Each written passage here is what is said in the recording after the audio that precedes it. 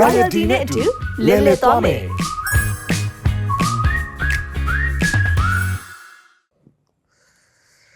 စင်ဘိုက်စားပါလေဆိုမှတခုသွားစားမယ်ဆိုဘယ်ခေါ်လာတော့ကို မဟုတ်စားဖို့ပဲခေါ်လာတာလေအကို စားတော့ဆိုင်ထင်နေရလေ ဒီအိမ်ထဲမှာဆိုအကိုမဟုတ်ကျွေးမှာ မဟုတ်အလူမစားဘူးလေဟာ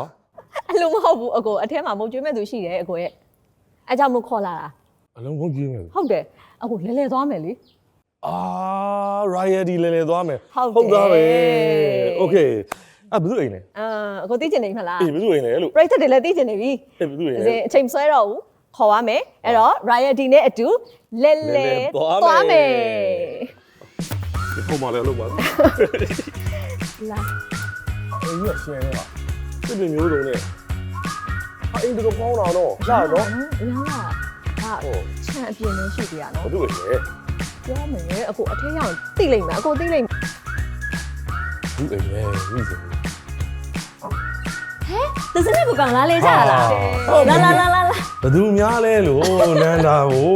ကဲမင်္ဂလာပါ မင်္ဂလာပါ ကိုကောင်းကြီးဘိုက်စာလို့ဆိုပြီးခေါ်လာလိုက်တယ် အကြံပိုင် အ ချက် ချိန်ကော တော့ င်းမဲထင်ပါလေအချိန်ကောင်းမဲထင်ပါလေ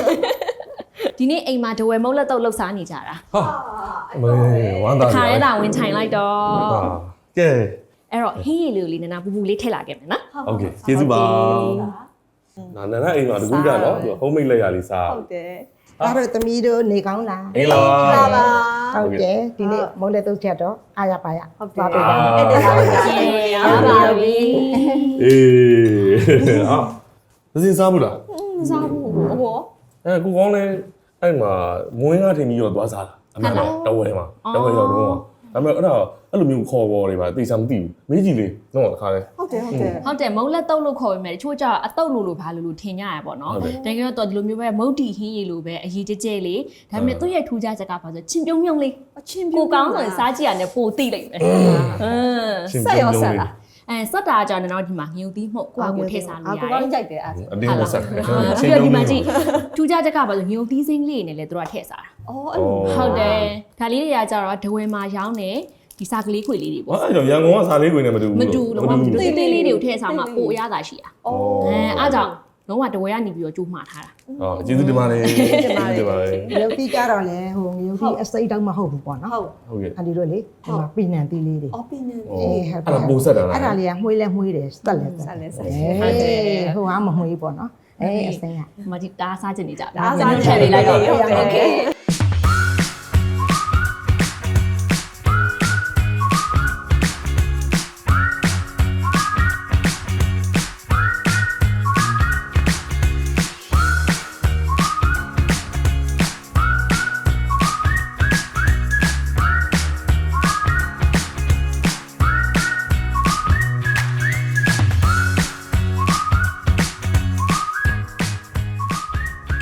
အားလုံးအိမ်ချာငွေပြီးတော့စားကြည့်ပါ ဒါအရင်ဆုံးအ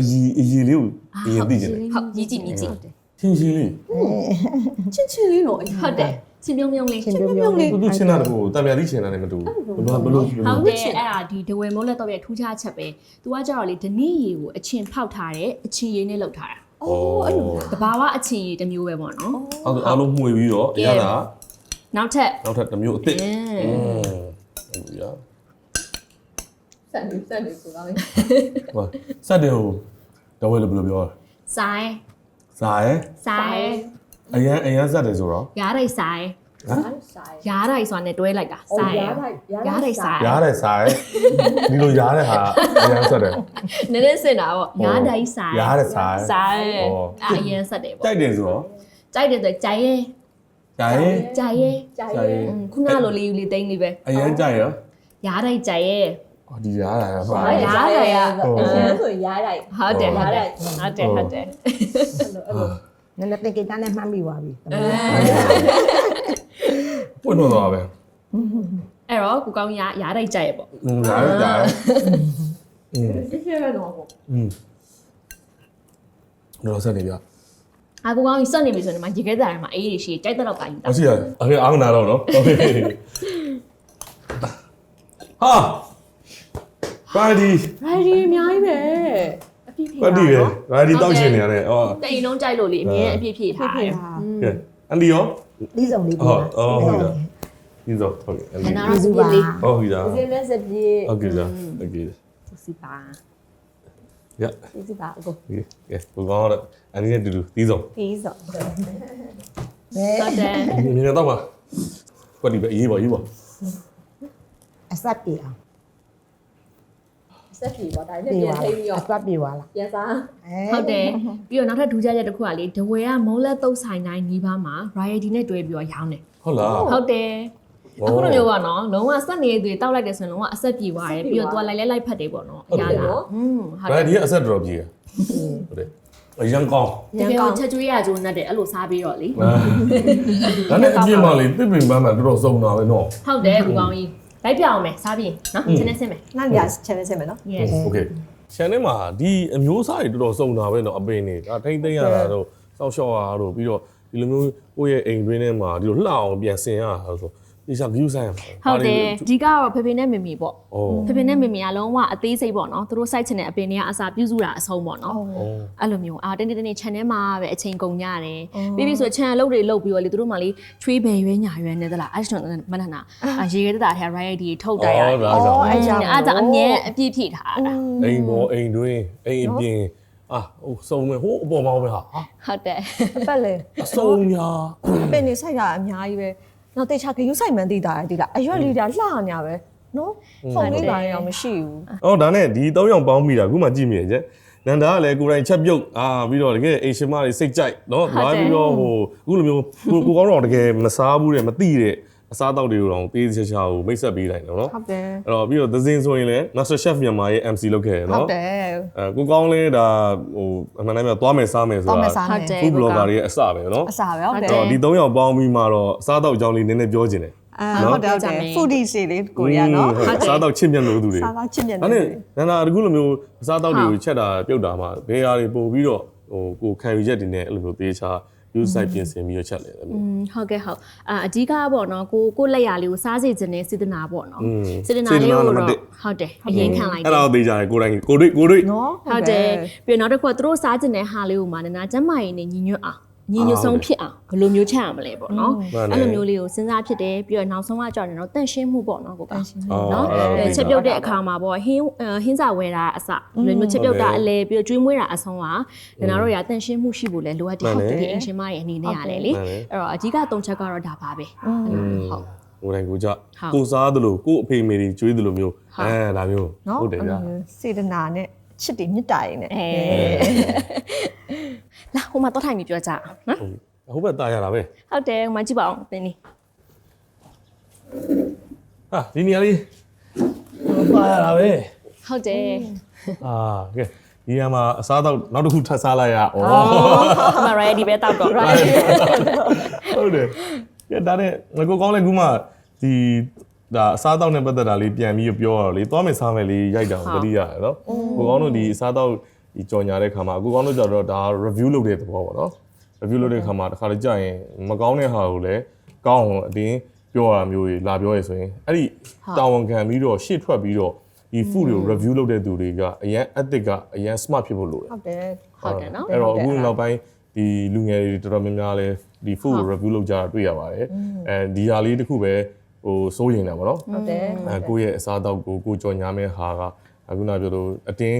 ဟိုငွေကြေးကြောင့်မဟုတ်ဘဲနဲ့တကယ်ကိုစေတနာပပနဲ့အများပြည်သူတွေအတွက်တကယ်တိကျမှန်ကန်သောတကယ်ကိုထိရောက်တဲ့ information ကိုလက်ဆင့်ကမ်းပေးလိုက်နေဆိုရင်တော့တကယ်ကိုဒါမုံမြတ်တဲ့လုပ်ငန်းတစ်ခုပဲเนาะ ဟုတ်တယ် အဲ့လိုအများကြီးပါလာတယ် ဟုတ်တယ် ဟုတ်တယ်မှန်တယ်နောက်ဟိုနန္ဒာဆိုလဲလေဟိုပရိသတ်ချစ်တဲ့ influencer တယောက်ကွာနောက်ပြီးတော့ကိုကောင်းပြောလို့ခုနလိုဒါစေတနာအရေးကြီးရလေနော်ပရိသတ်ကိုစေတနာနဲ့ကိုက sharing လုပ်ပေးရတဲ့အတွက်ကြောင့်နန္ဒာရဲ့ content တွေအရင်ပေါက်တာကွာနောက်ပြီးတော့နန္ဒာ vlog တွေဆိုရင်အမကြည့်ရတဲ့အခါကျရင်ဘုဒ္ဓတာတွေရတယ်အဲ့ဒါမျိုးသဘောကျတာအဲ့တော့ဟိုနန္ဒာကလေပြောမယ်ဆိုရင်အလုပ်တော်တော်များတာကွာဒီ vlog တွေရိုက်တယ်ဆိုတာဒီကိုရီးယားကြီးလိုက်ပြီဆိုရင် Facebook မှာကြီးလိုက်ပြီဆိုတာ ਨੇ ဒါမိနစ်ပိုင်းလောက်ပဲဒါပေမဲ့ရိုက်ရတဲ့အခါမှာအားထုတ်ရတဲ့အချိန်ဆိုတာအများကြီးပဲလीเนาะအဲ့ဒါတွေရှိမယ်ဆိုတော့အလုပ်တွေကလည်းတစ်ဖက်မိသားစုကိုလည်းစောင့်ရှောက်နေအင်ရှင်မတစ်ယောက်ဆိုတော့အဲ့ lifestyle နဲ့ပတ်သက်ပြီးမေးချင်တာ ဟုတ်ကဲ့ ဘာဖြစ်လို့လဲဆိုတော့ ဟိုဇင်းနဲ့အကြံဉာဏ်လေးယူချင်တာပေါ့နော်နန္ဒာအနေနဲ့ဒီအလုပ်တွေအများကြီးကြားရကနေပြီးတော့မိသားစုအတွက်အချိန်ဘယ်လိုပေးဖြစ်လဲဆိုတာမျိုးလေးပေါ့နော်နန္ဒာဆိုကဟိုအမျိုးသားအတွက်ရောနောက်ပြီးတော့တသားလေးအတွက်ရောဖေဖေနဲ့မမေအတွက်ရောပေါ့မိသားစုကိုဘယ်လိုအချိန်ပေးဖြစ်တာလဲပေါ့အဲ့ဒါလေးသိချင်စင်မီမှာပဲလေအရင်တော့အကြောင်းလေးပြန်စဉ်းစားမိရပါတော့ဒီအိမ်တောင်တဲ့ဘဝကိုစားဖြစ်တယ်ပြီးပြီဆိုရင်ဒီမိသားစုဘဝပေါ့ကလေးပါရလာအခါကျတော့ဆက်စားချင်းကတော့လေဒီလိုမျိုး work life balance ဖြစ်အောင်လုပ်တာကခက်ခဲခဲ့တယ်ပေါ့နော်ကိုအတွက်ပေါ့နော်ကိုလုံးနေကြ routine ကြီးမဟုတ်ဘူးစင်ရတလားချက်ချင်းချိန်သွားလို့ဖြစ်သွားတယ်အဲ့တော့နောက်ပိုင်းကျတော့ဗာလဲဆိုတော့ကိုကအဲ့ဒီဟာကိုစူးစမ်းပြီးတော့လေ့ကျင့်ပြီးတော့ဒီဟာကိုအဆင်ပြေအောင်နေနေတယ်သူအဆင်ပြေသွားတယ်တသားလေးဖြစ်သွားတယ်အဲ့တော့အဲ့လို work life balance ကအရေးကြီးဆုံးကကြိုတင်ပြင်ဆင်မှုပေါ့ဒီနောက်တစ်ခုက season မှုပေါ့နော်ဥပမာဒီနေ့နနာကရိုက်ကွေးရှိတယ်ဆိုရင်အရှိတရက်ခရေကနေပြီးတော့ဒီနေ့တသားအတွက်စားစီအောင်ငါဘာတွေကြိုပြင်ထားမှာလဲအိမ်ကလူကြီးတွေအတွက်ကောဘာတွေ anytime ဘယ်လို season ပေးမလဲအဲ့လိုမျိုးကြိုစဉ်းစားပြီးတော့ကြိုတင် season လိုက်တယ်အဲ့ဒါဆိုရင်ကိုကဒီနေ့မှလောက်ရမယ်အလုပ်လည်းမပြတ်တော့ဘူးပြီးတော့အရင်နေ့က season ထားတဲ့အတွက်ကြောင့်မို့လို့ဒီအိမ်ကမိသားစုဝင်တွေကလည်းသူ့အနေနဲ့သူအလုံးအဆင်ပြေသွားတာပေါ့ဟုတ်အကျိုးတင်ပြင်ဆင်မှုနဲ့စီမံခန့်ခွဲမှုကောင်းတယ်ပေါ့ဒီဘဝကဘာပဲပြောပြောလေနေရတာကိုယ့်အတွက်ကိုလေဟိုဖိစီးမှုနေတယ်နော်ဟုတ်တယ်ဆိုတော့စီနီယာစကားနားထောင်ဟုတ်တယ်နားထောင်စီနီယာစကားနားထောင်မလွယ်ဘူးနော်ဟိုအဲ့ဒါတော်တော်မလွယ်ဘူးဘာလို့ဆိုတော့ဟိုကလေးရှိလာပြီဆိုတသားလေးအတွက်ကိုလည်းပြင်ဆင်ရတဲ့အပိုင်းတစ်ခုရှိတယ်အစားအသောက်ဆိုရင်ကွာလူကြီးမိဘတွေအတွက်အစားအသောက်ဆိုတာပြင်ဆင်ရတဲ့အပိုင်းဆိုတော့ဘာတွေကတော်တော်များတယ်နော်အဲ့တော့လေဒီလိုအစားအသောက်ပြင်ဆင်တဲ့အခါကျရင်ရောမိသားစုအတွက်ကိုကျန်းမာရေးနဲ့ညီညွတ်မျှတအောင်ပေါ့နော်နန္ဒအနေနဲ့အာဟာရပြည့်ဝရအောင်ဘယ်လိုမျိုးစီမံပြီးဖြစ်လဲဟုတ်ကဲ့ဟုတ်အဓိကတော့အစားအသောက်တစ်ခုစီစဉ်မယ်ဆိုရင်လည်းအာဟာရပြည့်ဝအောင်တော့အဓိကစဉ်းစားလိုက်တာပေါ့နော်အာဟာရပြည့်ဝပြီးတော့ဒါသူတို့ကြိုက်တတ်တဲ့အစားအစာလေးပေါ့နော်အဲ့လိုမျိုးဖြစ်အောင်ကိုကအဓိကထားပြီးစီစဉ်ပေးလိုက်တယ်ပြီးတော့နောက်တစ်ခုကဒီစားရတာမရိုးအောင်ပေါ့နော်ဒီနေ့ကဟင်းချက်တယ်ဆိုရင်နောက်နေ့ဆိုရင်အပေါင်းလေးလောက်တာမျိုးဖြစ်ဒါမှမဟုတ်အကြော်လေးချက်တာမျိုးဖြစ်ပေါ့အဲ့လိုမျိုးလေးမတူညီအောင်တရက်နဲ့တရက်ဒီလိုမျိုးလေးစီစဉ်ပေးရတာလည်းအရေးကြီးရပေါ့ဟုတ်တယ်ဒါအိမ်မှာအိမ်ရှင်မတွေဒါဟင်းချက်တဲ့အခါမှာအိမ်ရှင်မတွေပြောပေမဲ့လည်းဒါအစားအသောက်ကိုတကယ်ကိုဈေးဝယ်ထွက်တဲ့ကိုအဖေတွေရောအမေတွေရောအရန်အရေးကြီးတယ်တင်းပြင်ဆင်ရတဲ့ဘိုင်းမှာနော်ဟုတ်တယ်ပြီးနောက်ထပ်အရေးကြီးတာတစ်ခုရှိသေးတယ်ကိုကကြတော့ပေါ့နော်သူတို့ဖြစ်လာနိုင်တဲ့ဟာတွေကိုကကြိုးပြီးစဉ်းစားရသေးတယ်ဥပမာသူတို့ရဲ့ lifestyle မှာခုနကပြောထားသူဖေဖေနဲ့မေမေဆိုအပင်တွေလောက်တယ်တအားချူထွက်များတယ်အဲ့လိုမျိုးဟာဆိုသူတို့ချူထွက်များလာရင်ကိုဘာတွေသူတို့တိုက်မှာလေအဲ့တော့ riot လို့အေးလေးတွေကိုအမြဲတမ်းဖြည့်ထားတဲ့ခါကျတော့ဒါသူတို့ချွေးထွက်များပြီးတော့လေရှည်နဲ့ဓာတ်စားတွေဆုံးရှုံးတဲ့ခါကျရင်ဒါကွက်တီဖြစ်သွားမှန်တယ်အဲ့တော့သူတို့တွေအဲ့လိုမျိုးချွေးထွက်များပြီးတော့ပေါ့နော်ရေဓာတ်ဆုံးရှုံးတဲ့အခါမှာဆိုရင်လေဒီလို riot ကိုဒါတိုက်လိုက်တာပေါ့ဟုတ်ပြီးတာပဲတခါလေဟုတ်အဲ့ကြောင့်အစင်တင်ကြိုတင်ပြင်ဆင်မှု riot ဆောင်းလာတာပြည့်ဆောင်တာလေဒီကတည်းကအပြည့်ပဲအပြည့်ပဲရှယ်လေအဲ့လိုမျိုးအဖက်ဖက်ကစဉ်းစားရကောင်းရင်ဟုတ်ပါပဲကျမ်းမာဖို့အရေးကြီးတယ်ဆိုတော့နော်ဟုတ်တယ်အမှန်ပဲအဲ့ဒါတော့တကယ်အိမ်အောင်ရှင်မပီတာရယ်နော်မှန်တယ်နော်အများကြီးဘုဒ္ဓရရတယ်ဒီနေ့ကဘိုင်လဲဝါတဝဲမုံလက်တုတ်တွေလဲဆွဲပြီးသွားပြီနော်ကိုကောင်းဆိုရင်ခုနဆက်လို့ဆိုပြီးတော့ rider ပါရေခဲတက်တာသူများရေခဲတက်တာကောက်ဖွင့်ပြီးတော့အမွေ rider ကောက်တော့တာအမှတ်တရပဲဟုတ်ပြီတကယ်ဝမ်းသာရဲ့နားလေလေအဲ့လိုမျိုးကြွေးခွင့်ရတဲ့အတွက်နော်ဟုတ်ကဲ့ဇင်တို့လည်းကျေးဇူးအများကြီးတင်ပါတယ်ရပါတယ်ပရိသတ်တွေကိုစားလဲဆက်စုခွင့်ရတဲ့အတွက်ကျေးဇူးတင်ပါတယ်အိမ်ကြီးလည်းတော်တော်ပတ်ပြီးသွားပြီအိမ်နဲ့တအိမ်လုံးလည်းနဲ့နောက်ကြုံနဲ့လာခဲ့ဦးမယ်နော်လာခဲ့နောက်တစ်မျိုးလာစားပါရိုက်ဒီလည်းရေခဲတက်တာဖွင့်ပြီးတော့အတင်းအဓမ္မကိုသွားတော့တာမလေးတဝဲစကားလေးသင်ခဲ့သေးတယ်လေမှတ်မိရနော်အမှတ်တရလေးမလေးဟုတ်တယ်အမှတ်တရပဲဒီပြန်သိမိချင်တယ်နော်အားနာစရာကြီးမိုးလဲချုပ်တော့မယ်ဘယ်ချိန်ကြီးနေလဲတော့သူများအိမ်မှာနော်ဟုတ်တယ်ရပါတယ်အေးစိနေတိမ်လုံးလည်းတော်တော်ဆက်စုလို့ပါပါဆိုတော့နော်ဇင်တို့ပြန်တင်ပါပြီပရိသတ်တွေကိုလည်းဇင်တို့ပရိသတ်တွေကိုစားဆက်စုပေးတဲ့အတွက်ကိုလည်းပရိသတ်တွေလည်းကျင်းနေမယ်လို့ထင်ပါတယ်ရှင်အခုဆိုရင်ပရိသတ်ချစ်တဲ့ celebrities တွေ influencer တွေရဲ့အိမ်ကိုသွားပြီးတော့ကျွန်တော်တို့ဆက်စုခဲ့ကြပြီဖြစ်ပါတယ်ခင်ဗျာအဲ့တော့သူတို့ရဲ့မိသားစုဘဝလေးတွေပြီးတော့ပရိသတ်သိချင်တဲ့အကြောင်းအရာလေးတွေဝေမျှခွင့်ရပါတယ်ကိုယ်တိုင်လည်းအလဲသွားသလိုခံစားမယ်လို့ထင်ပါတယ်ခင်ဗျဟုတ်ပါတယ်ပရိသတ်ကြီးလည်းဒီအစီအစဉ်ကြည့်ပြီးတော့အားလုံးပဲစိတ်အပန်းပြေပြီးတော့ရှင်လန်းကျင်နေကြမယ်လို့ယုံကြည်ပါတယ်ရှင်Riot နဲ့အတူလဲသွားမယ်ဆိုတဲ့အပိုင်းအားလုံးကိုလည်းအခုလိုမျိုးစိတ်ဝင်စားကြည့်ရှုအားပေးခဲ့တဲ့ပရိသတ်များအားလုံးကိုလည်းကျေးဇူးအထူးပဲတင်ရှိပါတယ်ရှင် Riot ရဲ့လဲသွားမယ်ဆိုတဲ့အစီအစဉ်ကနေနှုတ်ဆက်လိုက်ပါတယ်ခင်ဗျာချွေးထွက်များလို့ရေတက်ဆုံး Riot တာအကောင်းဆုံးနေ့တိုင်း Riot တော့ဖို့မမေ့နဲ့နော်ပရိသတ်ကြီးရောဘယ်လိုမျိုးအခမ်းကြလဲပြောပြသွားကြအောင်နော် royalty နဲ့အတူလင်းလည်သွားမယ်